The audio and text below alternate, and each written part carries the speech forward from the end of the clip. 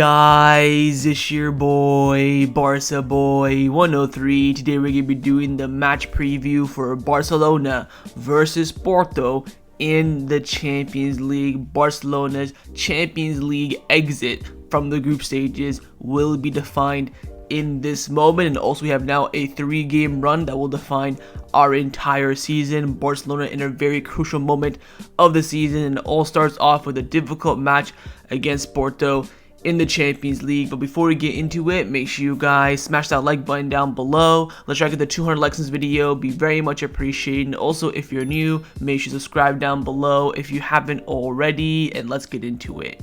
Kickoff time for this match will be taking place at 9 p.m. local time, so your regular kickoff time in the Champions League. And this match will be taking place at the Lluís Companys Stadium in Montjuic. We now have a 3-game home run, our first home game since the international break and since the Alaves 2-1 win. Now, in terms of the home game, of course, for the Champions League, there have been a lot of reports recently about Barcelona being worried about the Porto fans invading the stadium like Frankfurt did a few seasons ago, but there have been reports coming out saying that Barcelona are taking measures so there can be no Porto fans outside the designated area of away fans at the Montjuic Stadium tomorrow. The 5% capacity allowed by UEFA for away fans means that the total amount of fans allowed are 2,500 at most, but more than 5,000 Porto fans are expected to be arriving in Barcelona. The club also wants to ensure total security for both home and away fans who will visit the stadium tomorrow, as it is a high risk match. I think the club also released an official statement about what they're going to do. If you have any Porto gear whatsoever, you cannot be coming into the home section,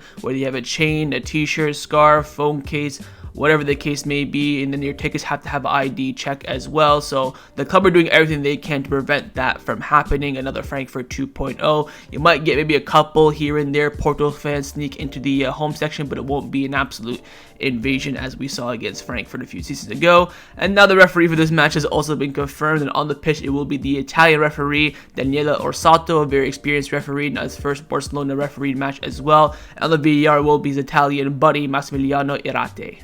Let's start off by taking a look at the group stage table, where Barcelona narrowly, and I mean narrowly, sit top of the group on 9 points. After playing 4 matches, of course, we have 3 wins and 1 loss, the exact same record as second place of Porto. Their 1 loss, of course, against Barcelona, our 1 loss against Shakhtar. Shakhtar sat in 3rd place on 6 points, just 3 points behind Porto and Barcelona, and Antwerp are sat on 0. Now, tomorrow, Shakhtar do have the early kickoff against Antwerp, so we will know the result of that going to the game.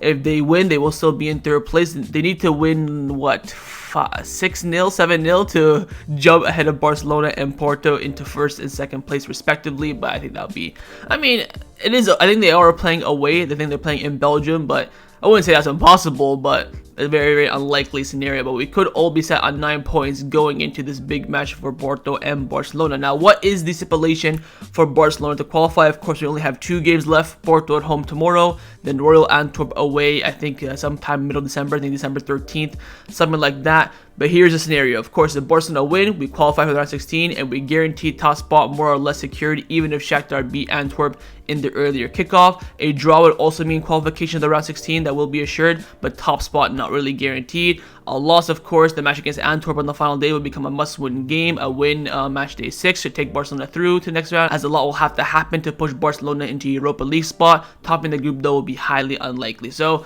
Barcelona is still in a good spot to get out of the group. It's just now getting that top spot. Of course, top spot is important. We want to get somewhat of a manageable draw in the round 16. Also have that home leg advantage first as well. You get 2nd place, you could be drawing PSG's, Man City's, Bayern Munich's, and play at home first as well. So a win or a draw tomorrow would be a decent result. A loss, of course, would be detrimental. Then you have to go into the final match day begging that Shakhtar can get a result against Porto. I think a draw means essentially you have to go against Antwerp and beat them, and then you're guaranteed top spot. Of course, a win, you guarantee top spot more or less, and qualification as well. So don't lose tomorrow, and we qualify for the next round. But most importantly, we need to get that win. And again, this win is huge because there are already reports coming out saying that Xavi's job could potentially be on the line if we do not beat Porto tomorrow. Having Miguel from AS came out saying that Xavi knows that his job will be in danger if Barcelona won't win against Porto tomorrow. Now, he's not going to get sacked if we lose, of course. I think, honestly, we could lose to Porto, Girona, and Atletico, and I don't think Xavi would get sacked. I think Laporta, he's already, given him full confidence. He's come out twice in the past 24 hours, Laporta in the media saying that I have 100% full confidence in Xavi. Actually came out about 10 minutes ago saying that as well. So I don't think Xavi will get sacked if we lose this game, but again, the question marks will be coming about. So again, the job, very simple for Barcelona. Just win this game and all the problems, all the worries are gone. Don't win this game and the problems are still there. Let's now take a look at our opponents in Porto. Of course, Porto, very historic club, second best club you could say in the Portuguese league behind Benfica. Very, very good team. Now, of course, the last time we played them was a few weeks ago in the first leg away from home in Portugal, where Barcelona came up with an unbelievable win, 1-0. Ferran Torres off the bench just before halftime gained the goal. Of course, we had the Lewandowski injury in the first half as well. It was a defensive masterclass from Barcelona. Again, we had a few chances. Porto had a few chances. I would say it was a pretty even game, but in the end, Barcelona were clinical with that one chance before halftime. I think it was a mistake from one of the Porto players, and they defended very, very well. Of course, Araujo had an absolutely unbelievable game as well, but it was a close affair, and that has to be kept in mind. But Barcelona do have the first result in our favor, but it wasn't as easy as we thought. If you want to get more in depth on this, I do of course have a match review uploaded on the channel if you want to go check that out. Now if you take a look at Porto's last 5 matches in all competition, in the last match they won a 4th round cup tie 4-0. They beat Victoria in the league 2-1. They beat Royal Antwerp 2-0 in the Champions League. They lost 1-0 in the league, and they also won another match 2-0. So we're going to look at the last 3 games in all competition, of course, and we're going to very lightly touch upon that last game they played in the cup, in the Portugal Cup. Now, first up is their 2-0 win against Antwerp in the Champions League. This is, of course, the moment for them to put pressure on Barcelona since we dropped points against Shakhtar in the earlier kickoff. They were at home. They done so perfectly. You had Pepe become the oldest Champions League goal scorer ever. They got a penalty early on as well. It was a comfortable victory for them. They had a lot of chances that went begging. Antwerp, of course, had a few chances as well, especially in that second half on the break. They were clinical, but in the end, they deserved 2-0 for them. It was, I wouldn't say it was, cruise control comfortable, but it was as the books had it expecting to go, so no real surprises there. Next up is their 2-1 win against Victoria away from home. This was before the international break. Very, very tough victory for them. This was very much a banana skin game for them. They didn't play that well. Victoria had a lot of chances in this game. Diogo Costa, their goalkeeper, had to pull out some absolutely unbelievable saves in this game, but they were clinical. Porto, that's something to take advantage of. Of course, they lost back. Getting a goal is no mean feat, and this is a game that cement Porto in that title charge in the Portuguese league as well. So a very, very narrow, tough victory for them, but very important 3 points nonetheless. Now their final match in all competition, of course, was the past match day. They did play a cup game where they have essentially rotated their entire side. Now also, they did play on Friday, so they do have not only a 24-hour extra rest over Barcelona, but their entire squad essentially was rotated. Their front 3, which is their strongest front 3, did end up playing. Of Nilsson, who's of course on fire for Porto this season. Galeno on the wing as well, done well. Their entire back line was essentially rested. We're hearing that Pepe is a bit of an injury doubt, so we'll wait and see if he plays or not. João Mario ended up playing, but their midfield got all rested. Valera, Estacio. So they're coming in, even the goalkeeper Diogo Costa rested. So they're coming in well rested, and the players that they did play have a 24-hour rest ahead of Barcelona. So you could say in terms of fitness, it is very much in the favor of Porto. Again, you can't really review a cup tie with a rotated side. Cup victory for them, 4-0. It's like us playing Ceuta in the first round of the Copa del Rey. It's not really something you can analyze, but nonetheless, they did get a victory. And again, they did play 24 hours earlier and have a fully rotated side. So overall, final thoughts on Porto. They're of course a very good side. They're very well managed by their long-term manager Sergio Conceição. He's been there for quite some time now. He's gotten some big results in the Champions League. Almost got a win against Barcelona in the last game if they weren't a bit more clinical, you could say. But he's a very good manager, and of course their side is a very good side in terms of play to look out for.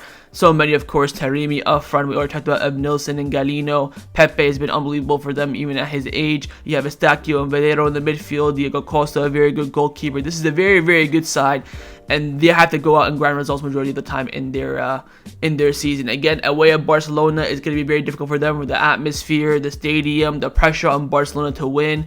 Barcelona having the home advantage, of course, not traveling recently, but Porto are well rested. They played a day before, so this is going to be no easy feat whatsoever, and they're going to be up for it. Of course, they have a chance to finish top of the group. They finished top of the group, I think, last season with the group of Bayern, Leverkusen, Atletico Madrid. So this is not their first time in this scenario, so they're going to make it difficult for us, and it's going to be up to us to absolutely penetrate not only their midfield but also their defense. If Pepe's not there, I would say it's a bit of an advantage. Of course, he's the leader, the captain of the team. He is a bit of a doubt for this game. Might inject with some painkillers and be fit. I wouldn't be surprised whatsoever. But this is a team that can be got at. We of course won the first game away from home, which is more difficult, and now it's up to the Barcelona players to go out and get the result again. Time now to get into the press conference reaction of Joao Cancelo. As we all know, a player always becomes a manager in the Champions League and Cup competition press conferences, and today Joao Cancelo was selected. That pretty much does mean that he does start the game, but we'll wait and see. Dispute the media, answers a lot of questions. Let's see what Cancelo had to say this morning in the presser. He came out saying we're approaching the FC Porto match as if it's a final. We should have already done our homework against Shakhtar. It will be like a final and we will have to win it. Criticism from the press, I don't think it affects us that much. Personally, it doesn't affect me. Maybe it affects the younger ones, but at Barcelona, you have to know how to deal with pressure. We are not doing things as well as when I arrived. We have a young team, we have a lot of quality, and we have to improve in the situation. The return of players who are injured is very important. Frankie is absolutely key for us. I feel comfortable both at right back and left back, and also playing more centrally. I try to get my best wherever the manager plays me. Porto created a lot of problems for us in the first game. They're a very aggressive team. We're going to try and improve ourselves. Then he's asked about the comparison between Guardiola and Xavi. Guardiola made me a better player. I'm grateful to him, and with Xavi, I also work well here. I have the extra motivation here because this is where I want to be. I want to be playing for Barcelona. He's asked on Lamine Yamal. Lamine Yamal is an incredible footballer, 16 years of age, and he's already in the first team. He has an incredible talent, and I have to help him with my experience and make things easier for him. And finally, he was asked on Joao Felix's lack of goals recently, saying that look, forwards and wingers need to score goals. He has a great attitude. There are times when he lacks the goal or the assist to gain confidence, but if he does end up scoring tomorrow, he'll probably be the best football player in the world, and football is like that. And that concludes Cancelo's press conference reaction as a match against Porto tomorrow. Time now to get into Xavi's press conference reaction. Of course, Xavi did his press conference after Joao Cancelo this morning. He was asked a lot of questions in the media, the pressure on him, the importance of the match, the home games coming up. Big presser from Xavi. Let's get to see what he had to say this morning to the media. Came out saying that tomorrow's the vital match. We have a good chance of finishing first. If we win, we are guaranteed. After 2 years of not progressing in the second round, we will face it with great enthusiasm. I hope to have we have the support of the fans tomorrow and enjoy a magical night at the Montjuic Stadium. There is a connection between what we explained and what the players do on the pitch. In Vallecas, we played a good game to win. We generated play, especially in the second half. We were more aggressive. We needed more continuation in the game, but in the dressing room is more than united. He was then asked if he feels that his job is at risk or if he has protection. He says, yes, I feel protected by the club. I talk to the president often and to Deco as well. They know how we work, and I feel that I have their utmost confidence to continue. We only seem to react through urgency. There are always mistakes that we make. We have to be self-critical, but also see that we are in a process, and tomorrow's game could be a turning point. Xavi does make a good point there. If you look at the last 3 games, Barcelona conceded the first goal in all 3 of those games. It's always Barcelona having to come back and make up for mistakes. If we don't concede first against Porto, that may give Barcelona the push to take that advantage of it. I firmly believe that we'll play well against Porto and get the result. If I didn't, I wouldn't be here right now. We haven't had the luck with the referees. I don't want it to sound like an excuse because we have to play better, but they hurt us in some actions, and yes, we haven't had any luck. I mean, fair enough. If you give us all the clear penalties that we missed this season, we'd probably be top of La Liga, despite playing so poorly. Then asked some criticism, saying, look, I'm fine, more positive than ever. I'm the one who leads, and I believe a lot in the players. I have blind faith in the players and in my coaching staff as well with the work that we do. We're giving away a lot recently, unlike last season, and we had to focus on being better in the defensive transition. We depend on ourselves. We are better in the situation than last year in the Champions League, and we have to go for it. Then asked on Ter Stegen's injury. Ter Stegen did not train with the first team this morning, and Xavi said that he will test himself tomorrow to see how he is. He has hardly trained with the group, but he's also ready, but he's always ready to join. So with Ter Stegen, still there is a bit of a chance, but I think at this point it's pretty unlikely, especially without training whatsoever. Then he was asked on the photo of Laporta in the Barca athletic dressing room yesterday. When these photos came out, Laporta in the dressing room alongside Rafa Marquez, a lot of reports came out saying that, oh, if Xavi is sacked, Rafa Marquez will come and be the first team manager 100%. Look at Laporta being there, showing his confidence in Rafa and all this stuff. Rafa does not want to coach Barca B or Barca Athletic forever. So all this, rumors came out. And Xavi said, look, the photo of the president with Rafa Marquez is a sign that we are all united. If you want, I will show you photos of the president every day when he comes to the dressing room with us. The president also goes to the dressing room with the women's team and other sections of the Barcelona club as well. I don't see it as any problem. spot on answer from Xavi. I'm very critical of the players in the videos and the talks. We have to demand a lot from ourselves and be self-critical because we are not at the level we were a month or two ago. Must be a competitive animal. We react to the second half only when we're behind 1-0. You have to do this from the beginning. You have to do that after we win is always the hardest. Spot on again from Xavi. And finally, Xavi concluded off by saying that there is always a crisis here. You always have to win. Every week you ask me if the good thing is coming now. There is always criticism. It is normal. I accept it. Criticism that serves to improve and to be more forceful is always welcome because this is Barcelona and Barcelona is the maximum requirement. And that concluded Xavi's press conference reaction ahead of the match against Porto tomorrow. Let's now get into the lineup prediction. We're going to start with the manager, of course, Xavi Hernandez. I'm going to try my best to rate this lineup. I think it will be actually fairly simple to predict, barring, of course, maybe 1 or 2 changes at the absolute most, because, of course, tomorrow Xavi will pick his best lineup, his Gala 11, and I believe that this lineup on the screen right now is Xavi's best lineup currently with the players fit. I think it will be Iñaki Peña in goal, a back four of Cancelo, Koundé, Araujo, Alejandro Balde, midfield 3 of Gundogan, De Jong, and Pedri, and a front 3 of Raphinha, Lewandowski, and Joao Felix. Now, it will be Araujo being the captain. I have a mistake there for De Jong. De Jong is the 4th captain, Araujo is the 3rd, so it will be Araujo leading the team out tomorrow if Ter Stegen isn't fit. The big question is the center back department. Both Inigo Martinez and Christensen have been playing very, very well recently. For me, for coming down to, predicting Xavi's lineup, it's going to be Araujo plus someone else. That's going to be the reality of it. And I think Xavi will pick Koundé. I think Koundé has been one of our best players this season. He hasn't been that great over the past few games. He did rest him fully for the Rayo Vallecano match over the past weekend. We could maybe see Cancelo left back and then Inigo or Christensen in and then Koundé at right back. That could definitely be a possibility since Balde is lacking a bit of confidence. But I think that Xavi will go with a natural selecting back line. I would be shocked if it's anything other than this. I think Inigo and Christensen are knocking on the door very heavily, but I think Xavi will bet on the players that are on paper better. Midfield 3, set in stone, isn't going to change. Front 3, you could see some changes. I think he will go with Raphinha and Joao Felix out wide. We could see maybe Ferran start, maybe Lamine Yamal as well. Lamine Yamal did play very well against Vallecano, but he is young. You need experience in this game. You need players who are going to be clinical, who can take that pressure, and I think he's going to go with this lineup. I think anything other than this lineup would be an absolute shock, in my opinion. Maybe we could see either Christensen or Inigo coming to the back line. We see one player drop out. Apart from that, I think there's going to be no other changes whatsoever, and I believe that this will be the lineup that Xavi Hernandez will select for this match. But of course, in the comments down below, let me know what you think Xavi will go with. Now I'm going to show you guys my lineup, what I would do if I was a Barcelona coach. I'm not going to dwell on this too much. I have picked the exact same lineup as Xavi.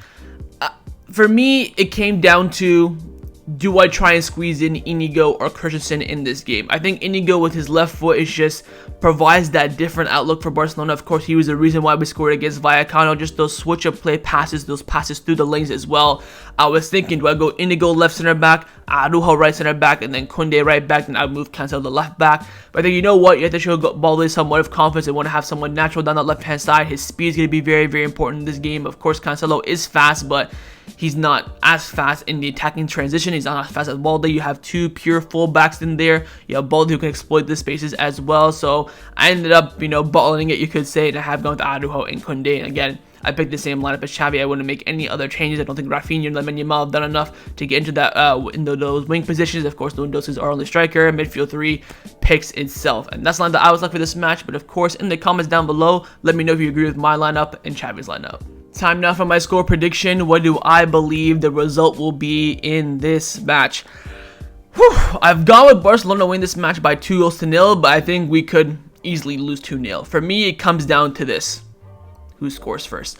If Barcelona concede first again, I think a draw will be the best result we get. Barcelona have to score first, and keeping that clean sheet is absolutely vital. Of course, there is a bit of lack of confidence for me with Iñaki Peña in goal, but that defense in front of him should be more than solid and capable enough of keeping a clean sheet, keeping those shots off target. I think Barcelona get a goal late on in the first half, go into halftime leading 1-0, get another goal in the second half 2-0, bada bing, bada boom, you finish first and you qualify for the next round. I think that's going to be the ideal game plan, but it comes down to Porto, whether or not they're going to be clinical with their chances or not. Hopefully Barcelona nullify their chances. Of course, we're going to have a balanced midfield, strong front 3, decent defense as well. It is going to be our strongest lineup, so hopefully we don't leak too many goals at the back, especially being at home as well, having that home crowd giving the Barcelona players the energy. But we'll wait and see. I think, again, it comes down again to who scores first, in my opinion. It could be a 0-0. I think I'll probably put Barcelona winning at like 40%, then maybe like 30% Porto win, 30% draw. That's how I would kind of, scale it. But it's, again, big moment for Barcelona, but I have got Barcelona winning this match by 2-0. But of course,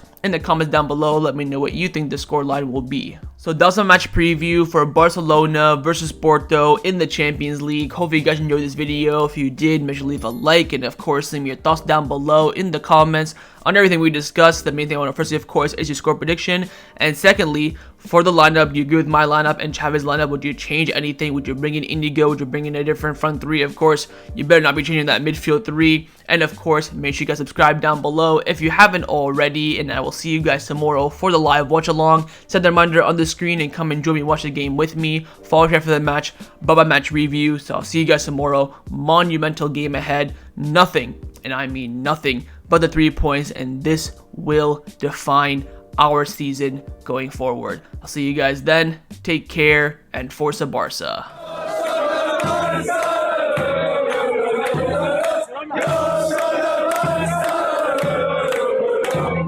Yeah.